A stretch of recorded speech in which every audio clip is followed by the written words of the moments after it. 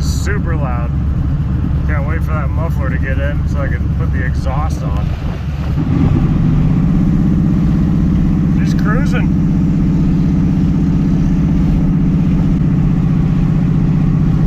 Let's go get some gas. Well, the truck runs and drives. It's super loud, but it runs and drives. Got up to 70 miles an hour. It's nice and smooth. Just wait for that muffler to come in. So let's see here. Bleed brakes? No, the brakes feel awesome. The Hydro Boost is incredible. All right, coolant temp sensor, we got that done. Front clip, actually, yeah, we got that done. Airbox fitment, I mean, that actually fits decent now. I'll leave that up for now. Speedometer's done. So the test drive went well, but we have wiring to clean up. And look at that, I took it all out. As you can see, I had to disconnect some Hydro Boost parts to slip the harness through here, and then it sprayed power steering fluid everywhere, so that's fun. Yeah, we made a little mess, but both harnesses are off. Now it's time to loom them, make them look nice, and we still have a few things to connect between the two harnesses. I got the old harness looking a lot better. Got a lot of looms on stuff.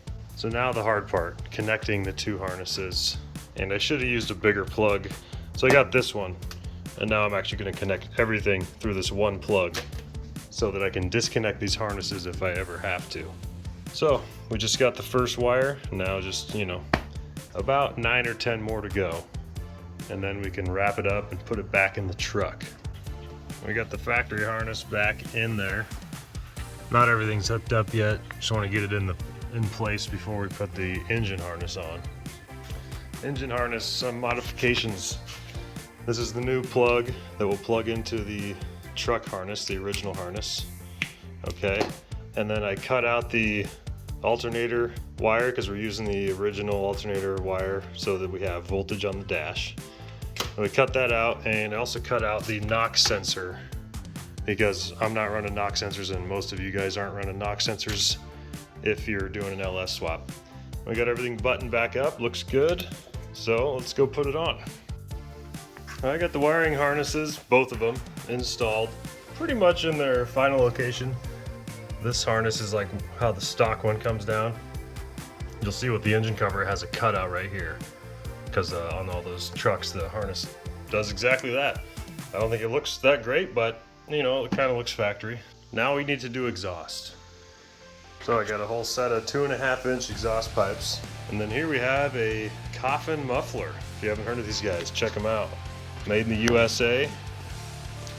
Very cool muffler design. Looks like a coffin, hence the name. And I got a hat too, because I like hats.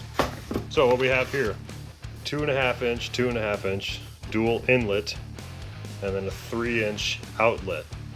So we'll run a single exhaust tip out the side, or we may just dump it before the axle. I'm not trying to do a whole dual exhaust setup. Trying to keep it simple. It's not a race truck or anything. It's gonna sound good though. I used one of these mufflers on my Blazer, and if you've seen any of those videos, I think it sounds pretty good. I got the first angled pipes just tacked on to the header collectors. There's the first pipes being welded on to the header collectors. So I'll bolt these back up. You can see the V-band flange right there. We'll get these put back on, and then I did get some 2.5-inch clamps. There's one right there. Made a hanger on this side for the muffler. I'm using an existing hanger here, but we welded on a rod for that. So this is actually gonna sit like this. It's just not straight right now. That's the 3-inch out. We got the 2.5s in. That's one of them. This truck is long, man. I didn't order enough straight exhaust pipe. I mean, look at this. That is long. The two longest pieces I have, I've used both of them now. Didn't even trim them down. I got a 3-inch turn down from O'Reilly's. Obviously this is all upside down right now. And then I got some pipes welded here. I'm gonna move this out of the way and weld up this crossover pipe. Let's take a look at the exhaust progress. Using a clamp here and here. Okay, let's go back. Oh, I think I can take this out. Put this wood in here to make sure we weren't going to hit the subframes or the crossover brackets. Let's take this one out. Okay, as you can see, we had to come down, go underneath the drive shaft to make it to the muffler. And this side is just completely straight all the way back.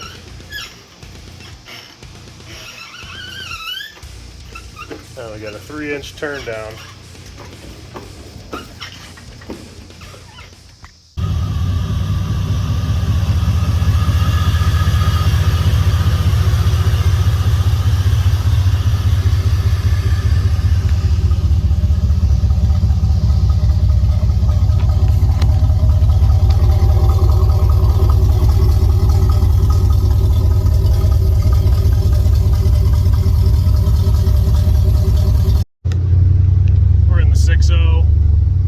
GMC, gonna do a 0 to 60 test.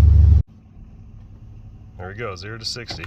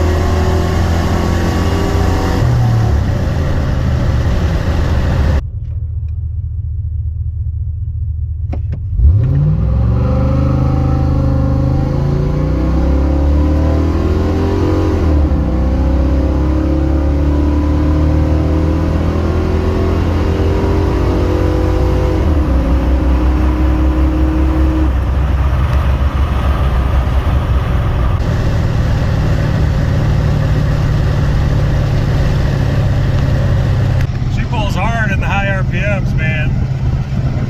4,000 to 6,000 felt real good. I'm guessing it's like mid sixes, 0 to 60, 6.5 seconds, something like that. Big improvement from the 305.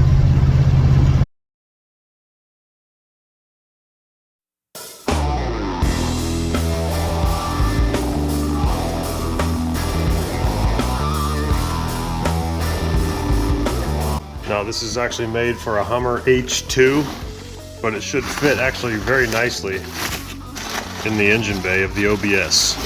Gotta do some modifications for sure to this stock intake, which, you know, I don't hate. It kind of looks cool, like it looks factory, but there's a big problem. It's the wrong displacement. I don't want people to think this is a 5.3 when we got the cool big 6.0. Also, this is where air comes in for the stock air box, and that's where the cold air intake is going to sit. Right here, we're not getting a lot of air, so upgrades all around. And the engine bay is going to look better with it, promise you that. Okay, it's pretty much done, and the engine cover just barely fits. The upper radiator hose clears. I got that box bolted in, the MAF sensor harness. It fits.